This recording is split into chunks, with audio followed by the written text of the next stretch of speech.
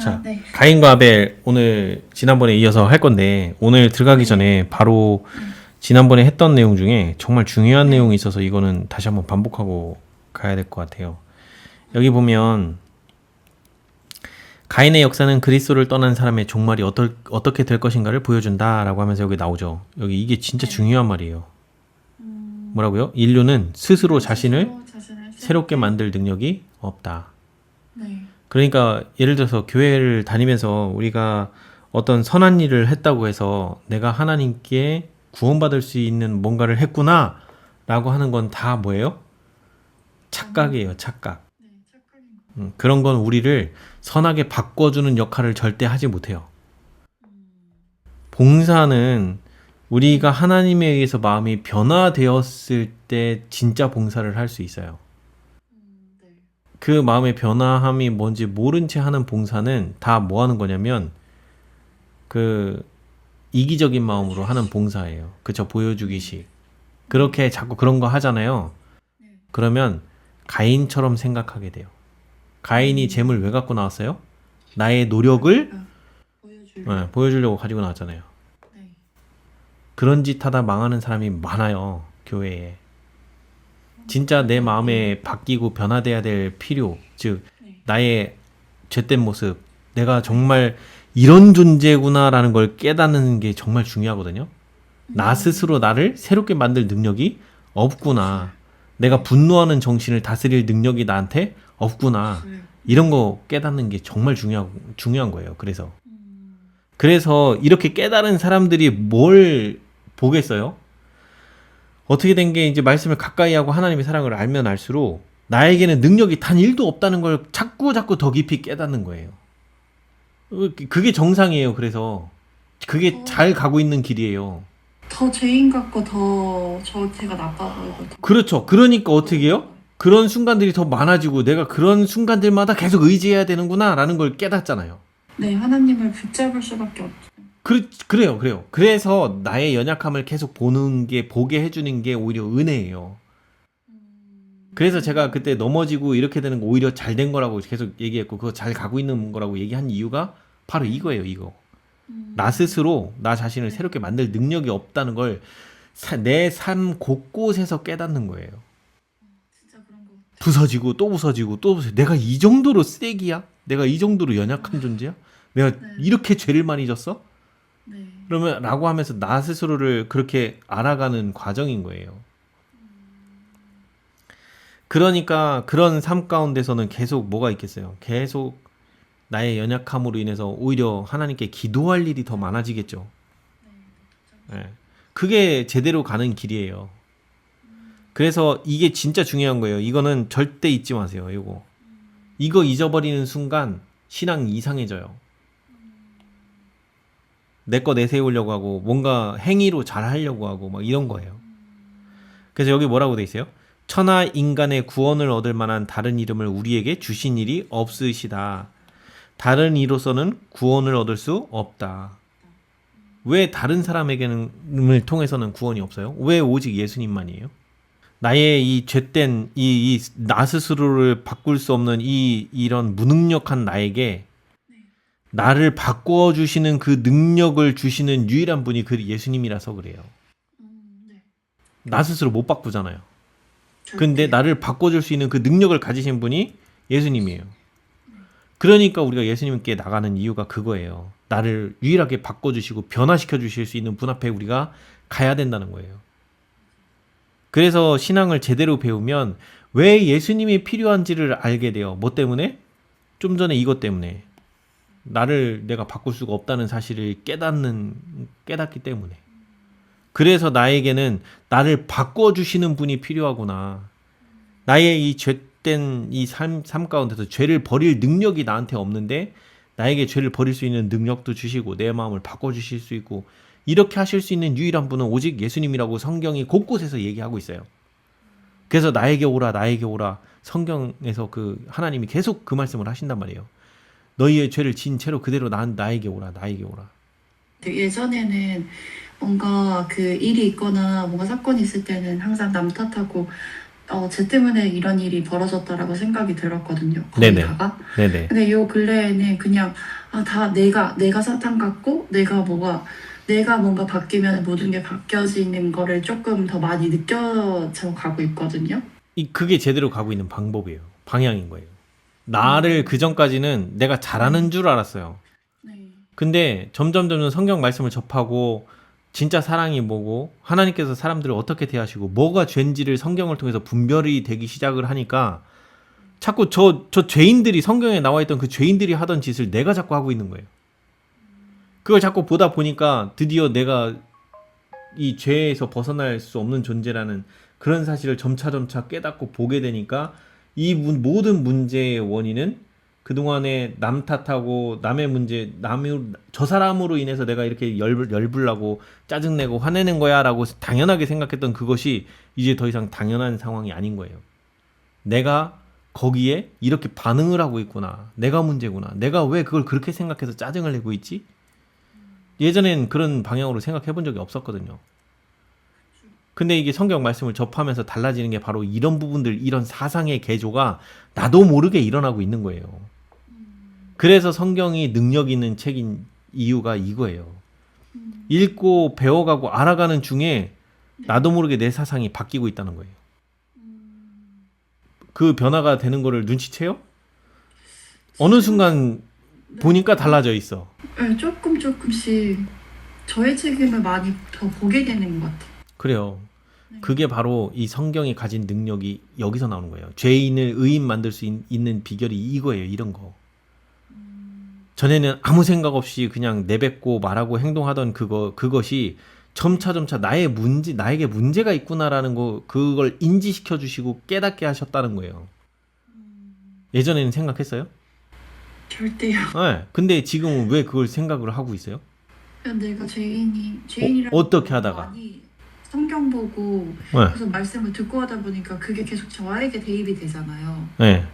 그러다 보니까 나도 똑같은 일들을 너무 많이 해오고 지금도 해오고 있으니까 더 죄인인 거를 계속 느끼는 거죠. 그쵸. 그래서 저는 하나님이 없으면 안 되는 것들을 더 생각하게 되고 더 붙잡을 수밖에 없는 그런 기회들이 계속 더 많아지는 것 같아요. 맞아요. 그래서 이 성경 말씀을 읽고 잡고 여기서 나오는 말씀을 제대로 이해하고 깨닫고 하다 보면 네. 나도 모르게 나의 사상이 개조되고 있다는 거를 나도 처음에는 몰라요. 근데 어느 순간 예전하고 다른 내 모습이 보여지는 거예요. 지금 문득 보세요. 지금 그 자매님이 얘기한 것처럼 네. 내가 벌써부터 이런 일들을 겪으면 이게 이제는 내 문제로 이제 나에게 뭐가 문제가 있구나라는 걸 인지하는 단계로 이렇게 변화되기까지 네. 뭐 하셨어요? 한 거 있어요? 오직 말씀 본 거 외에는 없어요. 네. 말씀 보고 드디어 이제 기도하라고 하니까 이제 기도하기 시작했고 그러면서 이제 점차 이제 내 자신이 어떤지를 이제 자꾸 이제 들여다보게 되니까 말씀이 가르쳐주고 계시니까 네. 보여줄 수. 그러니까 지금 사상의 개조가 이렇게 일어나고 있는데요. 이 변화를 스스로는 눈치채기가 어렵다는 거예요. 그러다 어느 순간 보니까 내가 변화된 걸 내가 스스로 어느 정도는 깨달았어. 이런 변화가 일어났다는 거를. 이런 식이에요. 사람이 바뀌어가는 게 내가 나날이 말씀을 가까이 하면 변화되는 걸 당장은 모르지만 네. 시간이 조금씩 지나가다 보면 내가 이런 변화를 겪고 있다라는 걸 어느 순간 문득 깨달아요. 예전에 하던 말과 행동이 지금의 하는 말과 행동과 뭔가 다른 점이 있다라는 걸 확 이렇게 느끼는 순간들이 와요. 이런 거예요. 이런 식으로 우리가 변화를 있기 때문에 변화는 서서히 일어나요. 절대 한 번에 확 변하지 않아요. 그래서 분별할 수 있어요. 뭘 분별할 수 있냐? 어디 가서 뭐 누가 뭘 했는데 갑자기 확 사람이 막 뭐 이렇게 하고 막 성령이 오셔서 막 사람이 확 바뀌었다? 다 거기 사단이 속이는 속임수일 가능성이 99.9예요. 그러니까 하나님께서는 우리 마음을 이렇게 바꿔주시고 우리 사상을 개조하시는 이 작업을 시작을 하시면 서서히 변화가 일어나게 돼 있어요. 그래서 품성 변화는 시간이 오래 걸리고 더뎌요. 그렇기 때문에 은혜의 시간을 하나님께서 충분히 주시고 그 사람의 변화를 위해서 그 사람이 꾸준히 하나님께 내 마음을 드리고 이 말씀을 가까이 하고 하다 보면 이렇게 나도 모르게 변화가 일어나기 시작을 한다는 거를 알게 된단 말이에요. 조금씩. 근데 어느 날 갑자기 확 바뀌어요? 그럴 일 절대 없어요. 아니요. 품성 변화는 절대 그렇게 일어나지 않아요. 네, 절대요. 서서히 나도 모르게 어느 순간 보다 보니까 내 말과 행동이, 내 생각하는 방식이 변화되고 있다는 거를 문득문득 깨닫게 된단 말이에요. 그런데 어떻게 깨닫느냐? 요런 거. 아, 내가 정말 무능하구나. 그래서 뭐다? 전적으로 그리스도를 의지하는 참 신앙은 하나님의 모든 요구에 뭐함으로? 순종함으로 나타날 것이다. 순종한다는 말의 의미를 또 다른 의미로 해석을 하면 나의 죄된 모습을 발견했고 내 죄가 뭔지를 깨달았어요. 그러면 뭐 해야 돼요? 죄를 버리기로 결심하는 거예요. 근데 문제는 죄를 버리기로 결심을 했지 내가 죄를 버릴 능력이 나에게 없어요. 그러니까 뭐 해야 돼요? 그 죄된 생각이 일어나서 그거 하고 싶은 충동이 들려고 하는 그때 뭐 하는 거예요? 기도하면서 하나님, 저 이렇게 지금 제 마음에 이걸 하고 싶은 생각과 충동이 일어나요. 근데 제가 멈추고 싶은데 저 멈출 능력이 없습니다. 저 좀 도와주세요. 저에게서 더 이상 이거 이제는 하나님 보시기에 죄라는 걸 깨달았고 더 이상 그 죄를 짓기를 원하지 않습니다. 저를 이 죄로부터 구원해 주시고 이런 생각을 없애 주시고 제 마음을 지켜주세요. 이 기도하는 거예요. 그래서 여기 그 얘기가 나온 거예요. 전적으로, 중요한 거예요. 전적으로 의지하는 참 신앙. 뭘로 나온다? 하나님의 요구에, 하나님의 모든 요구에 뭐함으로? 하나님께서 요구하시는 게 뭐예요? 우리한테 죄를 버리라, 거룩하라. 죄를 버리고 거룩하라고 명령을 하셨단 말이에요. 그래서 신명기를 나중에 이제 그 신명기를 읽어보면 모세가 이제 그 신명기를 통해서 한 번 더 그 광야 2세대들 하나님의 율법을 직접 들었고 그 하나님과 한번 그 약속을 했었던 부모 세대들이 다 광야에서 대부분 다 죽었어요. 그러고 나니 광야 2세대들이 이제 가나안 땅에 들어가기 바로 직전에 모세가 한 번 더 그 2세대들을 위해서 그동안 광야에서 벌어졌던 일과 하나님의 그 십계명에 대한 의미와 그리고 너희들이 어떻게 그 하나님을 의지하고 믿고 따르고 순종하는지 그리고 순종할 때와 불순종할 때 무슨 일이 벌어질 건지를 한번 설교한 게 신명기예요. 그 신명기를 쭉 읽어보면 뭐라고 나오냐면 복과 저주가 우리 앞에 있다는 거예요. 너는 복을 선택을 하고 저주를 선택하지 마라. 근데 복과 저주가 네 앞에 있으니 뭘 선택하라? 복을 선택하면 하나님이 어떤 축복을 줄 것인지 쭉 설명을 해줘요. 그리고 만약에 죄를 선택을 해서 하나님께 불순종하는 걸 선택하면 어떤 저주들이 임할 건지 거기에 쫙 나열돼 있어요. 그 나열돼 있는 그 저주대로 이스라엘의 역사가 흘러가요.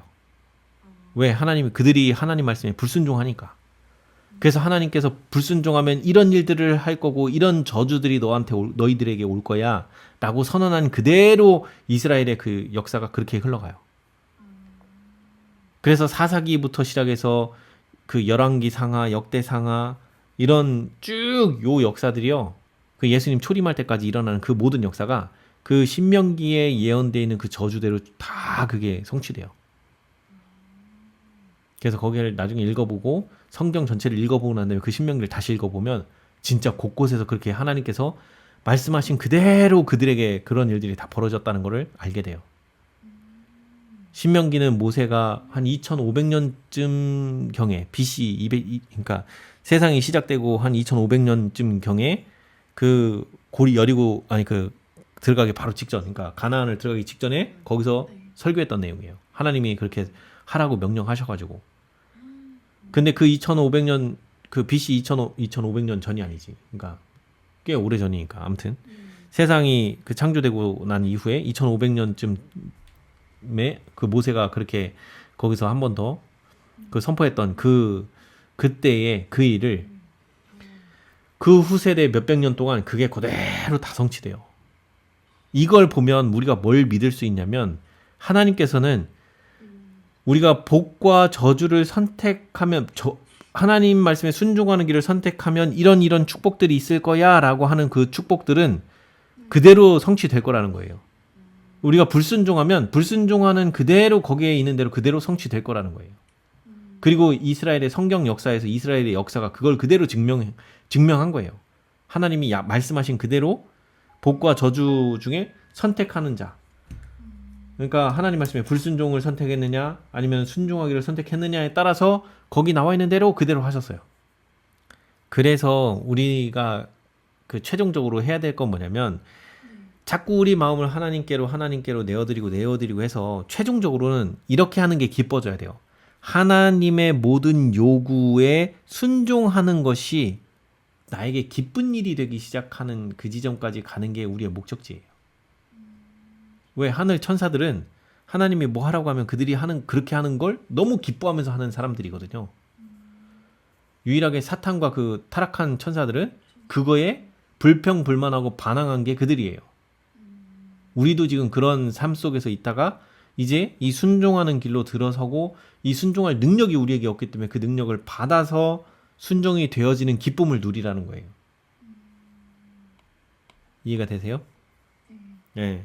자, 그래서 아담의 시대로부터 현재에 이르기까지 대쟁투의 쟁점은 뭐다? 하나님의 율법에 뭐 하는 거?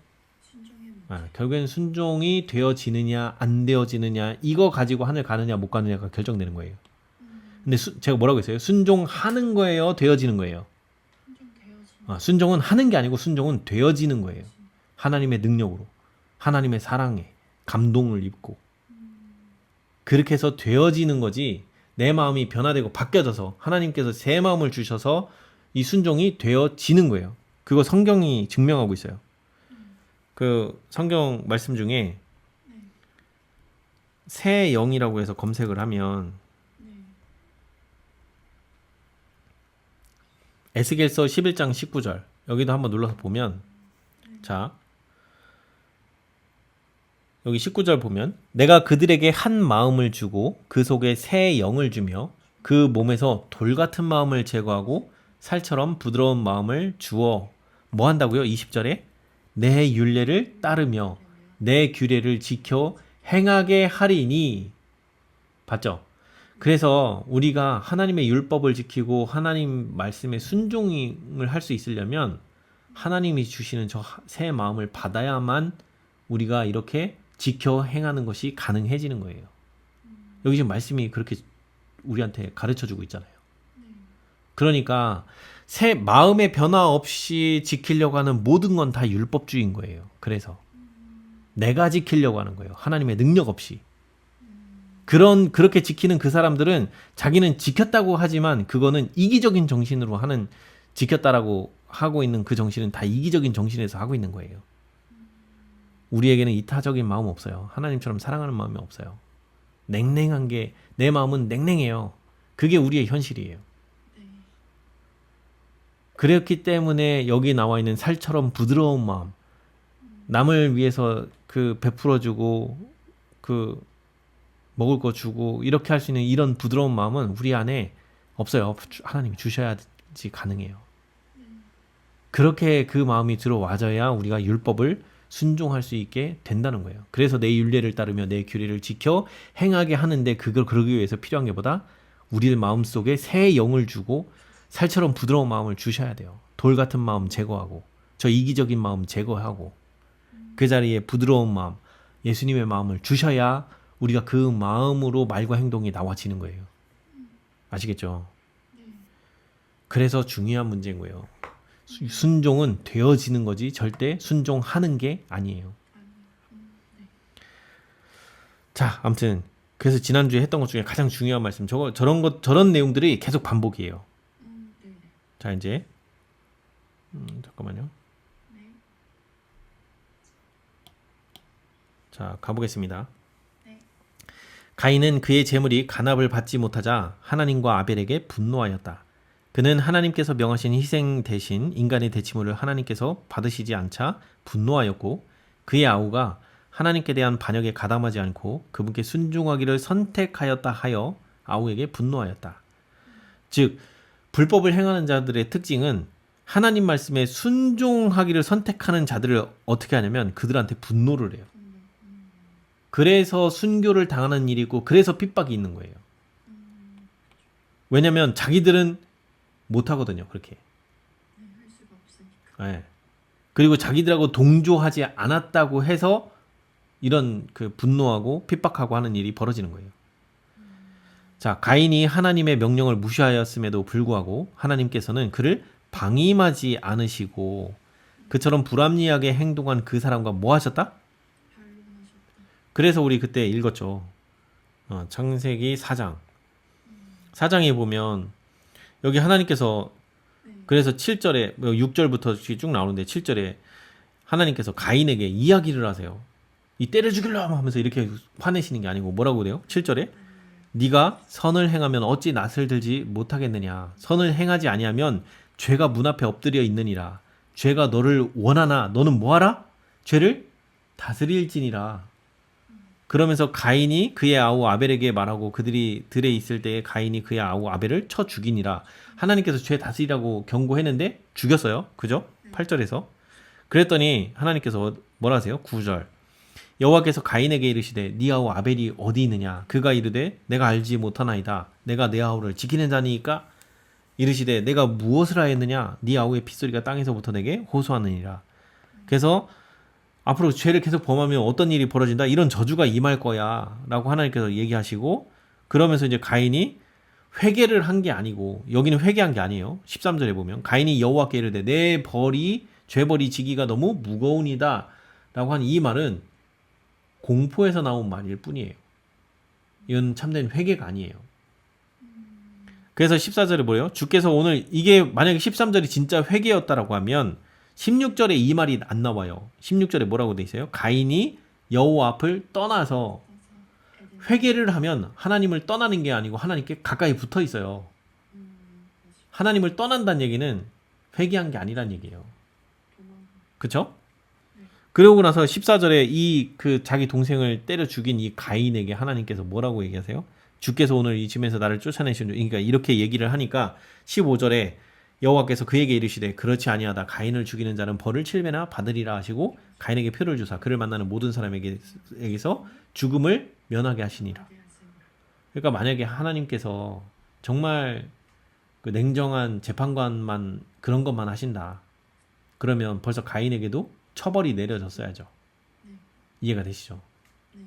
그렇다고 하나님께서 이 가인에게 경고를 안 하신 건 아니에요. 네가 계속 죄를 가지면 밭을 갈아도 땅이 다시는 그 효력을 주지 않고 땅에서 피하면 유리하는 자가 되고 이런 거 다 왜 그래요?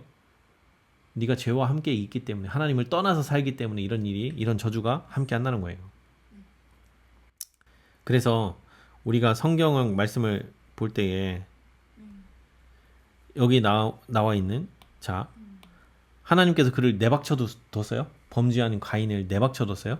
오히려 가인을 찾아오셨고 그 가인에게 너가 죄인이라는 사실 그리고 그 죄와 함께 하게 되면 어떤 일이 벌어질 거라는 건지 네, 그리고 이 가인이 두려워 떠니까 하나님께서 어떻게 해요?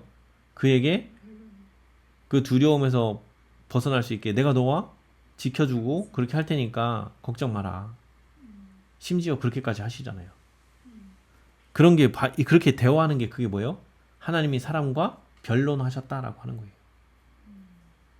그래서 여기 뭐라고 돼 있어요? 주께서는 가인에게 네가 분하여 함은 어찌미며 안색이 변함은 어찌미뇨 하면서 여쭤보시잖아요. 이게 분노하면서 여쭤보시는 거예요? 이놈 새끼 네가 분해갖고 어찌 이렇게 안색이 변하고 지금 뭐하는지 이렇게 얘기하는 게 아니잖아요. 조용히 타이르듯이 네가 왜 그러느냐. 그래서 한 천사를 통하여 하나님의 경고의 기별이 전달되었다. 네가 선을 행하면 어찌 낯을 들지 못하겠느냐. 선을 행치 아니하면 죄가 문에 엎드리느니라. 그래서 가인이 범죄하기 전에 먼저 이 말씀을 하셨고 그 죄를 다스리지 못한 결과로 자기 동생을 죽였단 말이에요. 그래서 선택은 가인 자신에게 달려 있었다. 그가 약속된 구주의 공로를 의지하고 하나님의 요구에 순종한다면 그는 그분의 은총을 누릴 것이었다. 뭐 했음에도 그가 고집스럽게 계속 불신하고 죄를 짓는다면 이런 저주가 임할 거지만 그가 거기서 자기 동생을 죽였을지라도 그가 회개를 한다고 하면 이런 은총이 있을 수 있다고요. 그래서 여기서 누구를 의지하래요? 자기 동생을 죽였으니까 약속된 구주의 공로. 내가 동생을 죽인 죄. 그 죄 문제를 해결해 주실 수 있는 유일한 분. 그래요. 그래서 예수님이 나의 죄짐을 짊어지시는 분으로서 내가 믿고 받아들이고 그 예수님 앞에 나가서 나의 죄를 자복하면서 내가 진짜 하나님 앞에 죄인입니다. 나의 죄를 용서해달라고. 그럼 하나님께서 너는 이미 용서받았느니라 라고 하시면서 그를 위에서 축복을 하실 거란 말이에요. 그러면서 그런 죄가 나를 충동질을 할 때마다 그 죄를 버리기 위해서 예수님을 계속 의지하는 삶을 살면서 죄를 버릴 때에 우리는 순종이 되어지는 능력을 경험하게 되는 거예요. 그래서 그렇게 순종을 자꾸 한다는 얘기는 죄와 죄의 유혹이 일어날 때 하나님을 의지해서 그 유혹에 맞서 대항하고 투쟁하면서 그 유혹에 넘어가지 않을 때, 그럴 때 하나님께서 더 계속 큰 축복을 계속 안 주실 수가 없어요. 근데 여기 뭐래요? 그러나 그가 고집스럽게 계속 뭐하고? 불신. 뭘 불신? 어떤 불신이에요? 약속된 구주의 공로를 불신하는 거예요. 필요를 못 느끼는 거예요. 예수님의 필요가 나한테 필요하다는 걸 전혀 못 느껴요. 이게 불신이에요. 그래서 불신하고 죄를 짓는다면 자기가 주께로부터 버림을 받았다 하여 그분께 불평할 하등의 이유가 없을 것이었다. 왜? 자기가 선택한 거니까. 죄짓기를 자꾸 선택해 나간 거니까. 이해가 되죠? 그래서 여기 뭐라고 돼 있어요? 그러나 가인은 자기의 죄를 고백하기는커녕 계속 하나님께서 뭐하다고? 불공평하시다고 불평하였으며, 지금 여기 이거 나오죠? 불공평하다고 불평하는 거 누가 했어요? 사탄이요. 그죠? 그래서 우리가 사탄의 그 정신에 물들어 있다고 하는 이유가 바로 이거예요. 이거 누가 알려줬어요? 불평하는 정신? 이거 하나님이 넣어주신 거예요? 아니요. 아니죠? 아담이 타락한 이후에 사람들 마음 가운데 들어온 게 바로 이 정신이에요. 불평 불만하는 정신. 그거 누가? 사단이 했던 거니까. 그래서 우리가 사단 자식이라고 하는 거예요. 사단하고 똑같은 사상을 가지고 있기 때문에. 자, 그래서 여기 뭐라고 돼 있어요?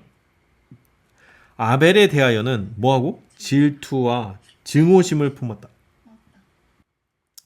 성경에서 가장 다스리기 어려운 죄가 있는데 그 중에 또 어떤 죄가 있냐면, 다스리기 어렵다기보다는, 그러니까 제일 죄 중에서도 그 죄의 질이 제일 안 좋은 게 뭐냐면 시기하고 질투하는 거, 그 다음에 교만한 거, 이런 것들이 성경에서 가장 그 죄질이 안 좋은 것 중에 하나예요. 여기 어떻게 한다고요? 시기와 질투는 어떻게 하다? 아벨을 죽이더라. 그래서 시기와 질투를 마음에 품고 있는 사람은 결국에는 마음속에서 그 사람을 난도질하고 있는 거예요. 계속. 많이 했는데요. 그래요. 아니, 우리가 늘 이렇게 사는 거예요. 왜냐면 우리는 복음이 오기 전까지는, 우리 마음이 바뀌어지기 전까지는 우리가 사단하고 똑같은 정신으로 살기 때문에 그래요. 그래서 창세기 3장 15절의 말씀을 가만히 들여다보면 어떤 말씀이 나오냐면, 창세기 3장 15절에 내가 너로 여자와 원수가 되게 하고 라는 말이 나와요. 자, 여자와 원수가 되게 하고, 즉 누구냐면 사탄을 말하는 거거든요. 그 뱀과 여자가 원수가 되게 한다, 이 얘기인데, 여기서 말하는 여자는 쉽게 얘기하면 교회이기도 하고, 쉽게 말하면 우리가 이제 그러니까 마음의 변화, 거듭남으로 인해서 마음의 변화가 일어나는 사람들, 그 복음이 들어와서 마음의 변화를 입기 시작하는 사람들, 복음이 우리 마음속에 들어오기 시작하면 일어나는 일이 뭐냐면 점점 죄가 싫어지기 시작해요. 근데 문제는 내가 그 죄를 버릴 능력이 없다는 걸 점점 알게 돼요. 그리고 내가 그 죄를 범하기를 싫어하는데도 그 죄를 자꾸 범하고 있는 내 자신이 증오스러울 때가 많아져요. 그 전에는, 복음이 오기 전까지는 죄가 죄인지 모르고 여전히 그러고 살았어요. 죄책감조차도 안 느꼈어. 그래서 복음이 들어와야만 변화가 일어나는 거예요. 복음이 들어오기 전이면 죄가 죄인지를 몰라요. 이게 우리 상태인 거예요. 그래서 그는 성을 내며 그의 아우를 비난하였고 그들에 대한 하나님의 처사에 관하여 그와 논쟁을 벌이려고 시비를 걸었다. 자, 아벨은 형이 그렇게 시비를 걸어오니까 그걸 어떻게 해요? 아벨은 어떻게? 온유하게. 그러나 뭐 없이? 두려움 없이. 뭐하게? 단호하게. 중요한 말이에요. 이거 다 예수님이 우리 지금 시대의 소망 그 겟세마네에서부터 다 이뤘다 79장까지 읽어봤죠. 거기에 많이 나온 단어들이 이런 거예요. 침착할 수 있는 이유는 두려움이 없었고 온유하고 단호할 수 있었던 이유는 하나님이 함께 하셨기 때문에 이게 가능해지는 거예요. 그럼 아벨은 하나님을 믿고 신뢰하고 순종하는 삶을 살다 보니까 하나님이 자기 안에서 역사하시는 게 어떻게 역사하시는지를 늘 경험하면서 살고 하나님을 의지하고 사니까 형이 저렇게 자기를 죽이려고 하든 뭘 하든 협박을 하든 뭘 하든 거기에 항상 이렇게 대응을 할 수 있는 거예요. 근데 마지막 때 우리가 하나님께서 우리에게 이렇게 할 수 있게 능력을 주시겠다는 거예요. 왜냐? 온 세상 사람들이 우리를 핍박하고 우리를 저주하고 욕하고 심지어 우리를 죽이려고 할 것이기 때문에 이 세상이 끝나는 마지막 때 그때 벌어질 일은 개국 이래로 없던 환란, 즉 세상이 창조된 이래 이런 환란이 없던 그 환란 속에 우리가 놓일 거예요. 그때도 우리 뭐 할 수 있다고요? 온유해질 수 있고 두려움 없이 설 수 있고 단호하게 하나님께 충성하는 자리에서 단호하게 하나님을 의지할 수 있다고요. 증거할 수 있다고요. 나는 못해요. 근데 내 안에 성령께서 임하시면 가능해요. 그래서 마지막 때 재림교에서 늦은비 하는 말 많이 들어봤을 거예요.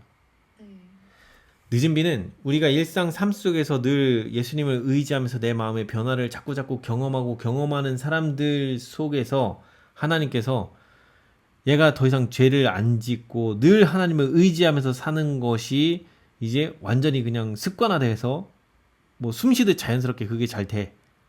그러면 그 사람은 하나님의 인을 쳐버려요. 얘는 내 백성이야. 라고 인을 쳐요. 그게 바로 늦은비예요. 이제 더 이상 얘는 품성이 바뀔 사람이 아니야 라고 품성을 고정시켜버려요. 안 바뀌게. 그게 바로 늦은비의 역할이에요. 그래서 우리가 늦은비를 받으려면 뭐예요? 일상에서 늘 하나님에 의해서 내 마음이 바뀌어지는 경험 속에서 살아야 돼요.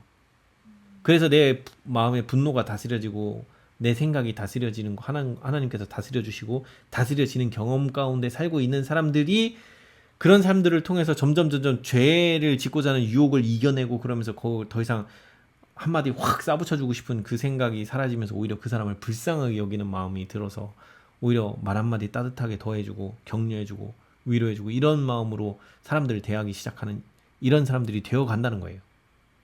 그리고 이런 사람들이 너무 그 사람한테는 숨쉬듯 자연스럽게 일상에서 늘 그렇게 살고 있어. 그러니까 더 이상 품성이 바뀌지 않는다는 거예요. 늘 하나님과 그렇게 동행을 하기 때문에. 그래서 그런 사람들 데려가겠다고 확정 짓는 게 그게 늦은비예요. 인침이에요. 그런 변화를 겪지 못한 채 늦은비 오면 무슨 일이 벌어지냐? 악한 생각, 악한 마음 여전히 품는 거 절대 안 바뀌어요. 죽을 때까지. 그래서 늦은비는 양쪽 다 고정시켜줘요. 의로운 자는 의로운 채로 살게끔 고정해주고 범죄하는 자는 범죄하는 채로만 살게끔 고정해주는 거예요. 그게 늦은비의 역할이에요. 자, 보자고요. 자, 아벨은 어떻게 했는지 보자고요. 가인의 잘못을 뭐하고? 지적하고 잘못은 그 자신에게 있다는 것을 뭐 하려고? 확신시키려고 노력하였다. 죄를 깨닫게 해주려고 가인이 무엇을 잘못했는지를 제대로 알려주고 어떻게 해야지 하나님께 간합될 수 있는 건지 알려주려고 했다는 거예요. 자, 그는 하나님께서 즉 동생 아벨은 하나님께서 그들의 부모를 즉시 사형에 처하실 수도 있으셨지만 보이죠? 아벨과 가인이 이 자기 부모 아담과 하와가 에덴 동산에서 죄를 범했을 때 그 관련된 내용들을 아담을 통해서 지금 아벨과 가인이 들었단 말이에요. 똑같이 들었는데 가인과 아벨이 그 들은 내용에 집중하는 초점이 다르다고 했죠. 받아들이는 초점이 다르다고 했죠. 여기 지금 아벨은 뭐라 그래요? 부모가 죄를 범했어.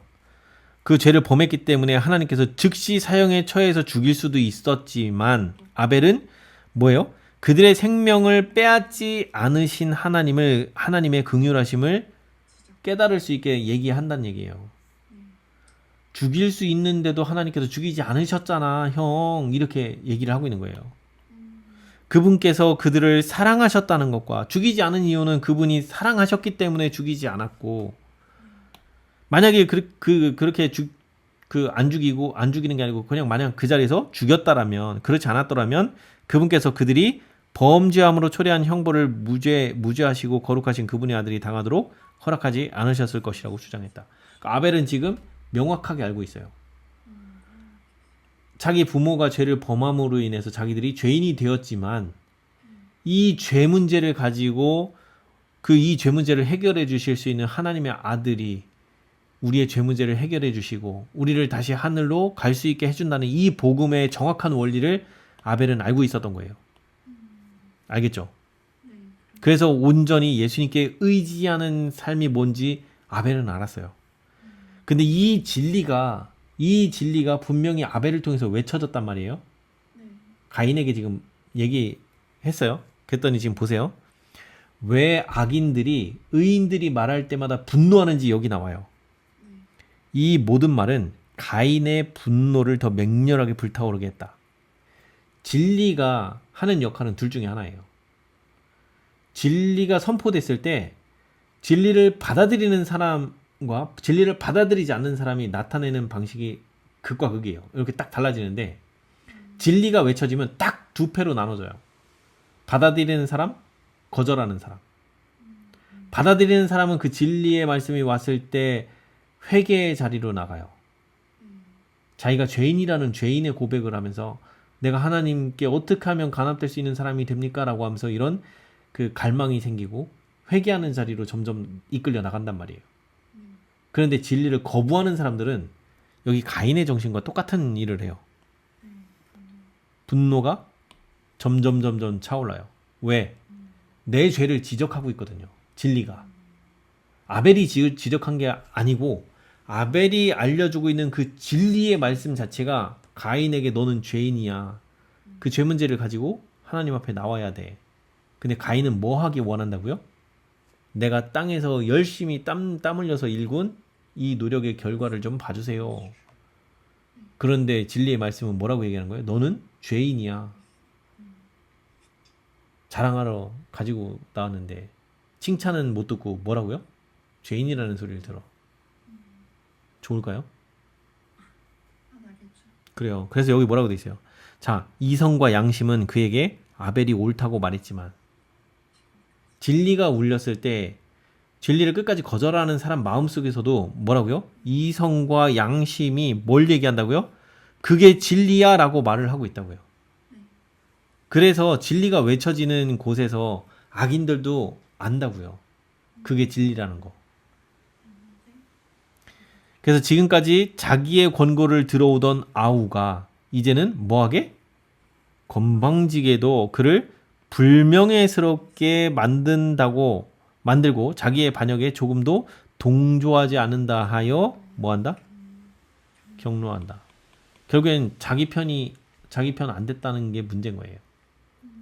그래서 가인은 어떻게 했다? 격분해서 동생을 살해했다. 그래서 마지막 때에도 싸움은 결국엔 사상 싸움이에요. 신앙은 결국에는 사상 대립이에요.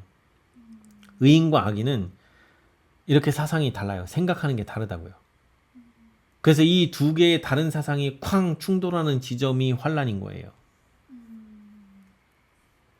그러니까 자기들과 다른 이 진리를 외치는 사람들을 볼 때에 과연 그 악인들이 가만히 있겠냐고요. 여기 가인이 어떻게 했다고요? 아우를? 그러니까 잡아 죽이려고 하는 거예요. 그래서 잡아 죽이려고 하는 거예요.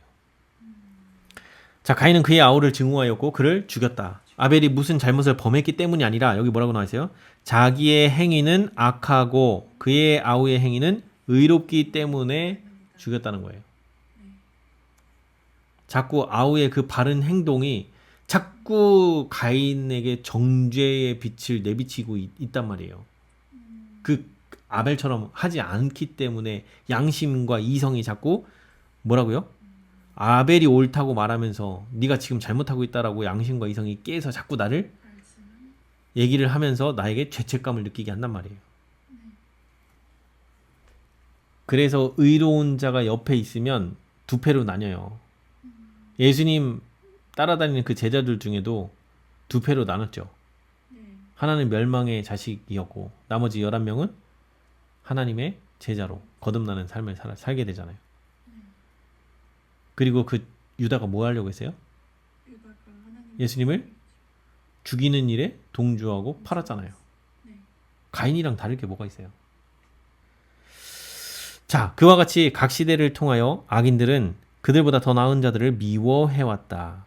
자, 여기 중요한 말 나오죠. 각 시대를 통하여 지금 시대까지 뭐 한다고요? 악인들은 그들보다 더 나은 자들을 뭐 한다? 미워했다. 미워하는 이유는 가인하고 똑같다. 자, 아벨의 순종과 확고부동한 신앙의 생활은 그래서 우리 신앙생활이 이렇게 확고부동하고 하나님을 향한 사랑이 계속 나올 때 이런 신앙생활은 가인에게 끊임없는 뭐였다? 현책이요. 견책, 죄책감을 불러일으키는 행위라고요. 자꾸 자기 죄를 생각나게 한단 말이에요. 그래서 악을 행하는 자마다 뭐 한다고요? 빛을 미워하여 빛으로 오지 아니하나니. 이제 이 말이 무슨 말인지 알겠죠? 그러니까 가인처럼 그 죄를 범하고 있는 자들은 선을 행하고 있는 의인들이 그 하는 말과 행동들 하나하나에서 자꾸 자기가 죄인이라는 사실을 깨닫게 하기 때문에 가까이 하지 않는다고요. 그러니까 자꾸 같은 부류끼리 모이게 돼요. 그래서 하나님의 충실한 종들의 품성에서 반사되는 하늘의 빛이 밝으면 밝을수록 하나님을 향한 사랑이 크고 하나님께 순종하는 자들이 정말 하나님께 온전히 순종을 하게 되면 자꾸 그렇게 더 순종하는 길로 나가잖아요. 그러면 하나님의 빛이, 말씀의 빛이 그들의 말과 행동 속에서 점점 밝게 빛나요. 그렇게 되면 어떻게 된다? 경건하지 않은 자들의 죄는 더욱더 분명하게 드러난다. 그래서 내가 누군가를 가르쳐 주려고 할 필요가 없고 먼저 뭐 해야 돼요? 나의 품성이 온전히 하나님의 사랑으로 물드는 게 먼저인 거예요. 그게 물들어서 만약에 자매님이 자꾸 하나님을 의지하는 게 이제 자연스럽고 그래서 남편이 어느 순간 열받았어. 근데 자매님이 전혀 반응 안 하고 따뜻하게 끝까지 참고 인내하면서 남편에 대한 미움 전혀 없이 따뜻하게 대하죠. 그러면 거기에다 대고 계속 남편이 계속 화내고 성질낼 수 있을까요? 그럴 수 있겠죠. 그때 이런 걸 느낀다고요. 내가 죄 짓고 있다라는 잘못됐다는 생각을 자꾸 느껴요. 그래서 말하지 않아도 그런 변화가 일어날 수 있게끔 그런 변화를 끼치는 게 바로 내 말과 행동을 그렇게 하나님 말씀에 순종하고 그렇게 해서 내가 마음의 평안을 얻고 이렇게 하는 것이 중요한 이유가 바로 이런 거예요. 복음을 전하지 않아도 내 말과 행동 속에서 복음의 결과인 이 하나님의 사랑의 빛이 자연적으로 그 사람에게 비춰진단 말이에요. 그래서 어떻게 한다?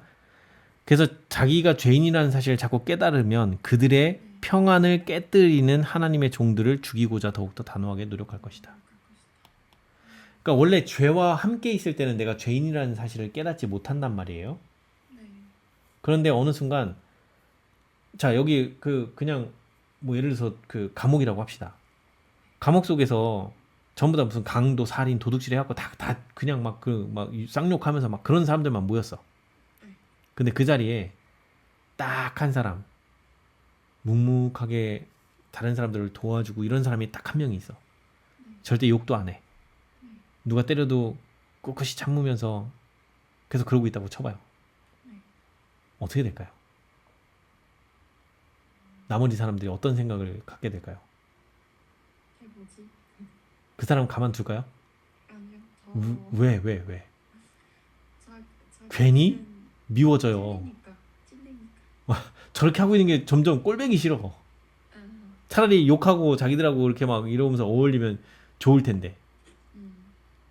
근데 저렇게 하는 게 바른 삶이라는 걸 아는데도 싫은 거예요. 그렇죠. 뭐 때문에? 마음의 평안이 깨지기 때문에 그래요. 내가 죄인이라는 사실이 드러나기 때문에 그래요. 그래서 아벨의 사례는 뱀과 여인의 후손 곧 사탄과 그의 부하들과 그리스와 그의 추종자들 사이에 있으리라고 하나님께서 선언하신 뭐다? 증오심의 신뢰. 즉 의인과 악인 간에 이 증오심이 있다고요. 누가 내뿜는 증오심이에요? 악인이 의인을 향해서 내뿜는 증오심이라는 거예요. 네. 그래서 예수님이 십자가에서 돌아가실 때 가만히 보면 예수님을 사랑하는 사람들은 예수님을 증오하지 않아요. 대표적으로 누가? 요한. 요한은 어떻게든 그 예수님 곁에 가까이 있으려고 다가갔고 예수님 옆을 지켜보면서 계속 가까이 하려고 한단 말이에요. 근데 예수님을 증오하는 자들은 누구예요? 사두개인과 바리새인들과 유대 백성들. 그들은 증오심으로 예수님을 대했잖아요. 네, 욕하고. 예수님을 미워해야 될 이유가 없어요. 예수님이 그들에게 뭐를 했어요? 죄짓게 만들었어요. 뭘 했어요? 오히려 축복하고 병든 자 고쳐주고 그런 좋은 일을 했는데 왜 증오를 하냐는 거예요. 그 증오의 배경에 뭐가 있다? 자기 죄 때문에. 결국에 이 싸움은 사탄과 예수님 간에 벌어지는 싸움이라는 거예요. 사탄은 하늘에서 쫓겨나게 날 때 하늘에서 누구를 대적해서 싸웠어요? 여기 예수님, 하나님의 아들. 사탄이 지위가 하나님의 아들 다음 가는 자리, 그 자리가 사탄의 자리잖아요. 아버지 하나님을 증오한 게 아니라 누굴 증오했다? 예수님을 증오했다고요. 그 증오심이 사탄의 정신을 갖고 있는 사람들 마음 가운데 이 증오심이 살아있다고요. 그래서 하나님께서 뭐라고요? 돌같이 그런 그 딱딱한 그런 마음은 제거하시고 살처럼 부드러운 마음을 우리한테 주셔야만 저게 사라져요. 저 사탄의 정신이 그때 사라지는 거예요. 근데 우리 안에는 이 죄된 본성을 가지고 있기 때문에 순간적으로 하나님께서 없애주시지만 완전히 그 없어지는 건 언제 없어진다? 예수님이 재림하실 때. 그때가 돼야 우리가 이 죄된 몸에 배어 있는 이 죄된 본성이 그때 우리가 새 몸을 받으면서 이 육신은 다 없어지고 완전히 영원히 살 수 있는 새 몸을 받으면서 죄도 완전히 없어져요. 그때 없어지는 거예요. 자, 인간의 범죄를 통하여 사탄은 인류를 지배하게 되었지만 그리스도께서는 그들이 사탄의 멍에를 벗어버릴 수 있게 하실 것이었다. 보이죠? 이게 바로 우리에게 주신 두 번째 기회를 주시는 이유가 이거예요. 예수님이 우리를 대신하여 아담이 범죄한 그 범죄의 죄값을 치르시고 모든 인류의 죄에 대해서 예수님이 우리의 죄책을 다 담당하심으로 인해서 우리가 다시 한번 하나님 말씀에 순종할 수 있는지 없는지에 대한 시험을 치를 수 있게 그 기회를 주셨어요. 그래서 우리가 사탄의 멍에를 벗어버릴 수 있는 그 기회를 얻은 거예요. 그 기회를 활용해서 나에게 능력 주시는 그 하나님의 능력을 통해서 죄의 유혹과 맞서 싸워서 승리하면서 우리는 삶을 살아나가는 게 우리의 최종적인 목적지란 말이에요. 그러니까 죄를 계속 범하고 있는 게 좋은 거예요? 사실 좋은 건 아니에요. 근데 그 죄를 완전히 끊어내기 위해서는 뭘 깨달아야 되냐면 철저하게 내가 죄 앞에 연약한 존재라는 사실을 깊이 깨달아야 돼요. 그걸 깨닫는 과정 속에서 자꾸 하나님의 사랑이 더 크게 와닿아요. 내가 실패하고 넘어진 자리마다 그 죄를 다시 짓기 원치 않은데 다시 또 그 죄를 범할 때마다 나의 이 죄를 지을 수밖에 없는 나의 이 형편. 그런데 이런 나를 구원하시기 위해서 나 대신 이 죄의 값을 이미 치러주신 그 하나님의 은혜. 그것이 점점 나에게 크게 다가와져요. 내가 죄의 굴레에서 벗어날 수 없다는 걸 처절히 깨달을 때마다. 그래서 하나님의 은혜가 나에게 점점 값진 은혜가 되는 거예요. 나를 용서하신 그 용서가 나에게 점점 값진 용서가 되는 거예요. 내가 죄 앞에 너무너무 연약하기 때문에. 이게 복음이에요, 이게. 그래서 이 복음을 깨달으려면 내가 죄인이 돼야 돼요. 하나님이 나를 죄인 만들어 주셔야 돼. 내가 이런 죄인이라는 사실을 깨달아야 되거든. 그러니까 불시험에다가 하나님이 던져주시는 거예요. 승질나는 상황, 짜증나는 상황. 나를 막 가만두지 않게끔 내 마음을 요동치게 하는 이런 상황들을 대하게 하셔서 그 속에서 뭐 하라는 거예요? 깨지고 부서지고 그리고 하나님을 의지하는 걸 배우라는 거예요. 네. 내가 왜 하나님을 의지해야 되는지. 그래서 실패하는 그 자리가 무조건 나쁘게만 볼 게 아니라는 거예요. 이거는 하나님께서 우리를 연단하고 훈련하는 훈련장이라는 거예요. 훈련장. 훈련장에서 넘어지고 깨질 수 있어요. 근데 그게 다가 아니에요. 그 넘어지고 깨졌어도 다시 일어나는 법을 배우고 하나님을 의지하는 법을 점점 배우라는 거예요. 어떤 상황에서도 하나님을 의지하기를 멈추지 않는 그 정신으로 물들 때까지 계속 반복 훈련을 하라는 거예요. 넘어짐을 통해서. 넘어지지 않는 법을 배우라는 거죠. 자, 하나님의 어린 양을 믿는 믿음을 통하여 한 영혼이 죄를 섬기기를 뭐 할 때마다? 단념할 때마다 뭐 한다? 사탄의 분노는 불붙는다. 그래서 제가 그때 욥기 이야기할 때 왜 욥이라고 하는 그 존재가 이 지구에 있으면 사탄이 미친 듯이 그거 용납 못하는 이유가 뭐 때문이라고요? 이것 때문에 그래요. 즉 죄를 섬기기를 단념한다는 얘기는 하나님을 경배하고 찬양한다는 얘기거든요. 이 지구에 그런 사람 한 명만 나와도 사단이 어떻게 한다? 분노가 일어나고요. 아벨의 거룩한 생애는 사람이 하나님의 율법을 지킬 수 없다는 사탄의 주장. 여기 나왔죠? 제가 그래서 부조화 선지자 1장부터 공부해야 되는 이유가 바로 이거예요. 이게 이해가 안 되면 이게 그냥 문자로 하나님의 율법을 지킬 수 없다는 사탄의 주장을 하면서 이거 아무 의미 없이 그냥 읽고 나가죠. 그러면 많은 진리를 놓쳐요. 이제 지금 이 말의 뜻이 확 와닿죠. 하나님을 율법을 지킬 수 없다는 사탄의 주장, 이거 어디서 한 거예요? 부조화 선지자 1장에서 한 소리예요. 그러니까 제가 이거를 어디랑 엮었어요? 욥기 1장 2장 거기랑 엮었잖아요. 율법을 지킬 수 없다라고 했는데 봤더니 욥이 하나님을 철저히 경배하는 사람이야. 사탄이 와서 뭐라 그래요? 아이 무슨 소리예요? 하나님이 지켜주시니까 그러죠. 그거 보호의 손길을 걷어보세요. 그래? 그럼 네가 하고 싶은 대로 한번 해봐. 하나님이 그렇게 하니까 가갖고 어떻게 해요? 사탄이? 집에 자식들 다 죽이고 재산 다 없어지고 막 완전 풍비박산을 내놨죠. 그랬는데도 불구하고 욥은 하나님께 충성을 다해요. 이게 바로 의인들에게 이르는 시험이 왜 그렇게 이르러 오는가? 여기 사탄이 뭐 하기 때문이요? 분노가 불붙기 때문에 그래요. 하나님께 충성할 때마다. 그럼 가만두겠냐고요. 자꾸 시련을 갖다 주려고 하죠. 그러니까 하나님은 어떻게 해요? 그 사람이 견딜 시험만 허락하고 그 외의 건 하나님이 다 지켜주시고 보호해 주시는 거예요. 이건 나중에 우리가 하늘 올라가야지 하나님께서 나를 위해서 지켜주시고 보호해 주신 게 얼마나 대단한 건지를 알 수 있어요. 그러나 우리 이 땅에 살면서도 어느 정도는 이 땅에 살면서 우리가 어느 정도는 눈치챌 수 있어요. 아, 하나님이 지금 나를 지켜주신 거구나. 그래서 이 말이 하나님의 율법을 지킬 수 없다는 사탄의 주장, 이거를 완전히 반박한 게 어디예요? 십자가.